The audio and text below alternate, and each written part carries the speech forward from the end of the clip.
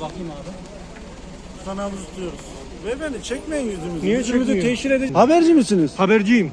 Görebilir miyim kimliğinizi? Kimliğimi gösterdim ona. Şey göndersene.